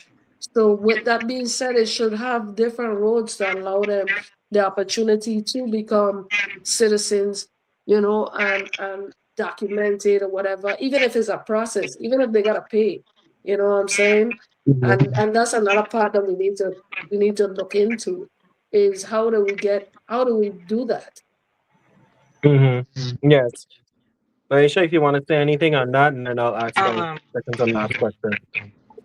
the reason that they said they created ICE, number one, was I know I live in America. I don't Yes. like it, whatever. But the reason why they created ICE was they said they're going after the thugs, they're going after the bad people, the people committing crimes, the worst are the worst. We have all come to see that's not true. They're going after hardworking people, hardworking people, children, mothers. And Hmm. one thing, me and somebody had a conversation last night, and we said, when they arrest these people, where are they taking them? Where they placing these? Where exactly are they go? We don't we really don't know. Like I think I saw Mr. Loudon. He's been starting doing some journalism, and I Hmm. really like his journalism. He'll be doing Yes. because Yes. I know who you're talking about. Yes. honest, and I like that. And he had posted something. I don't know if it's like a database. I got to really go do research with that because even up here, the places they're taking these families to, these men, women, and children, the places are disgraceful, inhumane. The way they're treating them, and the reason it was created, that's not who they're going for. This, to me, ICE is a racist organization, point blank, period. It's just to go after black and brown people that they Thank feel that they you. need to be removed from their land. This land, if we go and check our bloodline and go back, we all immigrated from That somewhere. part. That part. We all That part. immigrated from somewhere, and it was really sad for me to see our people as a community was rejoicing in what happened to this individual. I That was part. heartbroken. Like no love, nobody don't deserve that. Like we watch a black man was practically executed from a man kneeing in his neck, Hmm. and we turn around as a black and brown community and was okay to see the same thing playing out in front our face in now our Yes. territory. And that's not who we are as a people. Exactly. And the evilness from up here in America, because I'm telling you, being black and being from the Caribbean in America ain't no easy thing up here. It ain't Hmm. no easy feel. Like you gotta be real determined and real got strong backbone to make it out. America ain't no better roses like people to make it like. So for me, I'm really scared for our territory with ICE because what Hmm. they taking these people, the way they're treating them, and like Tiniqua said, when they start to come for children and women now, where we going with this? What's the end game? Where is it heading? We're telling these Mhm. people go back to their country. Look at what America doing to Cuba. Huh?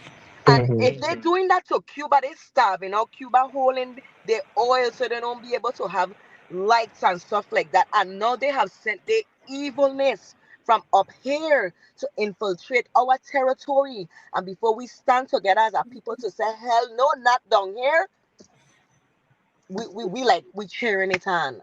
I'm appalled Mhm. by that. That's how I Yeah. feel about that Like, listen, situation right? there. Wrong. I don't say this, right? Wrong is wrong. Fine. We understand that. You know, there's the proper way that they have to come to the territory. Fine. Nobody's saying, nobody's disputing that, right? My father is an immigrant. He came from St. Kitts, so that I know that, right? So we're not dismissing. He had to pay the fees, get naturalized, all that. So we're not dismissing that. That is not what we're saying. But Hmm. my goodness, they shouldn't be treated like that too. They're still human beings, right? And so it's the balance on us as Virgin Islanders. Listen, when we were sold to the United States for 10 years, we were not citizens of anywhere. That's right. And people need to remember that. We got our Right. citizenship as US citizens in 1927. So we can't want to throw stones when our ancestors didn't even know if they were going to be citizens of the country that That's purchased them. right. So And we let me can't just sit add here. this, Anthony. I don't want to cut Yes, you off. add this. Go ahead. This sitting president already wanted to revoke our citizenship. People Mm, better not forget that. This hmm he already was ready to. He wanted to sell us back to Denmark. He was Listen, ready to. right? We And wanted I'm them to glad you take us back. mentioned that because part of the agreement. So let me do a little quick history quick. I ain't trying to burden nobody, but as a history teacher, I have to drive this point. So when we were purchased between the United States from Denmark, part of the agreement is the Lansing Declaration. And in Hmm. that agreement, the United States agreed not to interfere with Greenland in order to get the Virgin Islands. Yes. And that was part of a whole discussion in 1916. And so, you know, technically, if the United States keeps encroaching on Greenland, they are in fact violating the treaty, and Denmark Yep. can go to the international court and say the United States is interfering, and we can technically be back in Danish possession. So people need to Thank you. understand that this is not just talking, but these things are real actions and they have implications. And us as the Virgin Islanders that can't vote. Our delegate cannot vote on the final floor in Congress for anything. She could only vote in committees. So this is why it's important that we choose individuals that are going to fight to make sure that we are in the best position possible. So my last question is a two-part. The first part is where do you see the Virgin Islands in the next 4 years? And what is the first thing the incoming governor and the 37th legislature should address? So the first thing is where do you see the Virgin Islands in the next 4 years? And what do you think the first thing the incoming governor and the 37th legislature should address? So that's the two-part question. Um,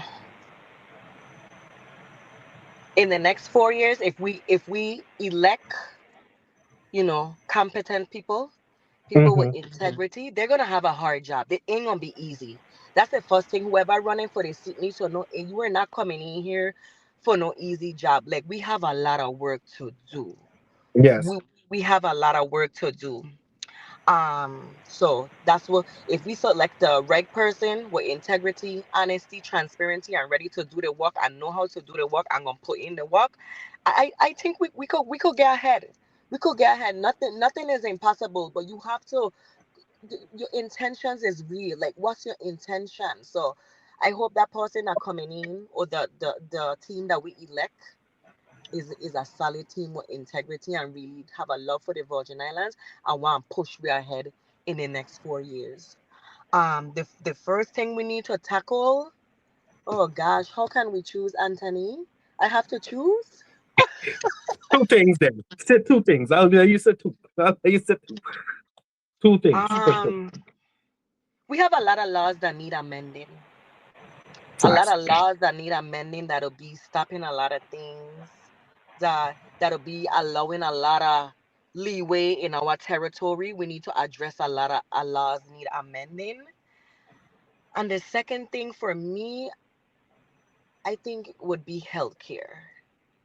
People with life, I always say with life we could do anything. Like we Mhm. have we need a solid healthcare. We have a lot of elderly community. We even Yes. have children with disabilities. We have Yes. sick children too. We have people in our age bracket that have ailments as well. Like we need solid healthcare. We need to get good doctors in our territory. Like Mhm. like so that's the two I would choose. Like if I could have choose all of them, I'll say address all of them. And I gonna pick three, Anthony. Sorry. We No need worries. a legislative body that know how to generate real revenues and not place the burden on the back of the people. We Yes. have to come up with ways to generate real revenue and not tourism. We can't just be tourism. We have to come up with other ways to generate revenues to flow through our territory so the Yes. skills could be balanced. Yes. That's my take All on right. that last Tanika, question. And one, two, or three. go ahead. Uh, You were saying something? Go ahead. Okay, well, I was asking if I get one, two, or three. Yes. But Yes. Yes. in the Yes. next 4 years, it depends Yes. on, like you said, it depends on who is in office. In the next 4 years, if we vote properly, we'll be on the verge of rebuilding. And stabilization. If we don't vote properly, we're gonna just continue on the decline that we're on right now. Yes. That's where I see us in the next 4 years, based on those two perspectives. In regards to what I feel needs to be drastically changed, the first thing, first of all, is WAPA. And I talked about it. I gave you my insight on what I think needs to be addressed with WAPA. And secondly is healthcare. Our healthcare system needs to be properly dealt with, refurbished, and I don't really and truly agree with tearing down the hospital all the way, because in case of any major emergencies, that module cannot hold us, and I would see better to refurbish and add on to the current hospital for the time being, seeing that they already can't complete certain jobs and contracts, for like the Poly Joseph Stadium, for instance, that's been going on a decade now and it's not done. We cannot wait 10 years for a hospital. So that is something that I really feel needs to be addressed. That ties into healthcare. And lastly, I honestly feel as if um, we need to address. Oh Lord, it got up my head. But I said WAPA, healthcare, and also our structure. As far as Infrastructure. just our infrastructure and food security. That's exactly what I was. We need to strengthen our food security because we see wars going on all over the place. We already having issues with gas and all of this. If we're supposed to have a shortage in imports or whatever, there needs to be Hmm. security within our agricultural system. Yeah. Not no distilleries or whatever. We need actual food being grown, and opportunities for our people. Economical growth is a big thing, and we shouldn't be looking outside for it. We should be building our millionaires here Yes. in the Virgin Islands, which Yeah. we started to do. If you guys look on my profile, you'll see more information on that. Okay. Thank you for that. I really, really enjoyed this conversation, and I think a lot of people did because we have over 800 views as we speak. I So love I think this was it. I think this is a great, great way to bring in season two. I think this season I am really looking forward to the tough conversations, and I Yeah. want these candidates. I can come back to them right now. I want them. If you talk enough to run for office, please reach out to me. I would be more than happy to sit and interview you. Shaniqua knows me. She knows that I'm playing. I'm going to ask the tough questions. You might not like it, but I'm going to ask it because it's important for us to know where you stand. And one of the questions I will be asking is regards to spot zoning in the territory period. So I look forward Hmm. when I get the chance to speak to them to ask that question. But as many people know, the show was originally scheduled for Saturday, for tomorrow. However, I will be traveling on behalf of the government, so I had to make sure that I get the show in before I leave. Because once I make a commitment, I want to stick to the Yeah. commitment. So I want to thank the panelists for working with my schedule. Um, and again, like I said, we have so many pressing issues. You know, we can't really sit and pick one or two Hmm. because there's so many issues. If we talk about corruption in the territory, you know, it can't done somebody else today with federal charges, and I'm not going to even dive in too much into that. But you know, we that's a real pressing issue. Whoever this next governor is, whoever the individual is, and if they're associated with this administration, they're going to have to really separate Yeah. themselves from the administration because if not, people are just not going to be confident in their ability to lead the territory. But VINV is designed to do exactly what we just did tonight. We had two wonderful ladies that brought a perspective to the conversation, and it was good. It was good for us to hear. Some people feelings got hurt. I know people take little clips of the episode and send it to whoever they want to send it to. I don't care, but we have the right to speak The and truth say hurts. what we want to say about who we think is suited to take this territory forward. So, with that being said, I'm going to allow the panelists to say their last remarks, and then I will be closing the show. And I want to just thank everybody for supporting the show coming back. But I will be closing shortly, so I'll allow whoever wants to go first to close. Anthony, I just want to thank you for this opportunity because I enjoy conversating with my peers. I consider you Yes. guys my peers. I enjoy, hearing the different, comments, the different ways of thinking. I really thank you for this opportunity. Um, I It hope won't be it, the it last. gives, yes, I hope it gives others the ignition to know that you can speak up. It's okay to speak up. You have that right to speak up. These candidates, I'm also looking forward to forums from them. I'm Yes. looking Yes. forward. If they need to speak up, you need to, get down and dirty in the community, like I don't call it. I'm looking forward to debates. I want to see them, debating with each other, see where you at, Yes. where you at. If you That part, really debates. serious about this, yes, I want to really see if you serious about this. And when it comes to the people, like we the people, take this seriously. Take Yes. your vote seriously. Your vote matters. Your younger generation, I am on a mission to get you guys registered and to vote. Anthony, I look forward to Please. working with you. Tiniko, I hope I can also work with you in the future as well. we ha- Young people have to vote because if that's where you calling home, even if you ain't calling home, because I don't always tell people, if America tell we listen, go back to your territory, what are we going to do? So it's gonna Mhm. take us collectively to just steer this sunken ship back up to where we know it to Yes. be, because we as a people deserve better, and let's start doing so with our actions. That's my closing. So thank you, Anthony. Thank you. Thank you for coming on. Kiniko, you're closing? Um, Yeah, I just want to say thank you to you guys, the different panelists, the host, and also the listening audience, the viewers, and everything. I want to thank you for your engagement, your comments, and They did a lot of I just comments. want to say, yeah, I just want to say that I want to say that this is a lot. It means a lot, and it's something that we need. It's necessary. yes. I'm just like the young lady said, and I said.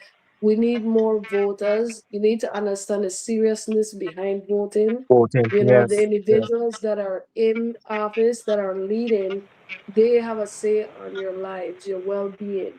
You know, you don't have a place to complain if you don't put yourself in a position to register and vote. And I Yes. feel like as if we have to, I'm saying but I'm not including myself, but this new generation and the younger people need to get their priorities straight. The world is getting more and more serious, you know, and we're a small territory. You know, we already suffered greatly, even though we're accustomed to it. But if we're already in turmoil, as some people call it, third world conditions, only God knows how worse it can get with the current wars that are happening, with picking wrong leaders, you name it. So I really and Mm-hmm. truly feel like these sessions are necessary. You know, like you said, I I call out to the different candidates, you know, come and sit in a hot seat. You Yeah. know, you wanna run on our behalf, you wanna lead us. Well, let us see where you're leading us to, you know, because I don't want to be led blindly. You know, that's why I take my time out to go and sit and listen to different individuals and what they have to offer. You know, when it comes to our Congress, you know, I want individuals who are actually serious and actually educated in Yes. communicating on our behalf, because this is serious times. If it Yes. doesn't happen now, I don't see when it's going to ever happen.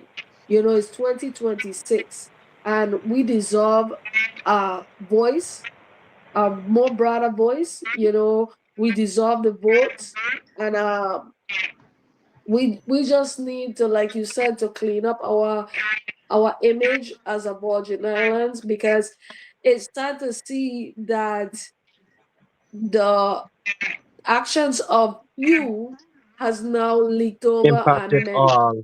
Yeah. You Yeah. know, it's on all of us. You know, Epstein Island went from being little St. James to To now all being of the the entire territory. Virgin Islands. Exactly. You know, and I don't condone that. You know, it makes me feel embarrassed. You know, we used to say VI pride, VI strong. Right now, VI is weak and VI is prideless. You know, so we need to gain back those strengths. You know, and I feel like as if these kind of conversations will lead to just that. And Yeah. honestly, Anthony, this is something I said.